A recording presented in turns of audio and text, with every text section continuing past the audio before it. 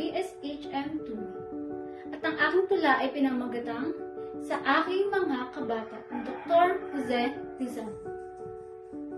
Sa aking mga kabata, kapag ka ang bayay sadyang umiibig sa kanyang salita, kaloob ng langit, sanlang kalayaan, nasa ring masapit, katulad ng ibong nasa himpapubing.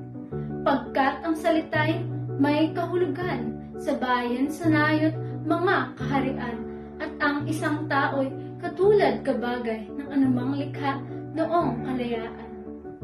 Ang hindi magmahal sa kanyang salita, mahigit sa hayop at malangsang isda, kaya ang marapat pagyamaning kusa, tulad ni inang tunay na nagpala.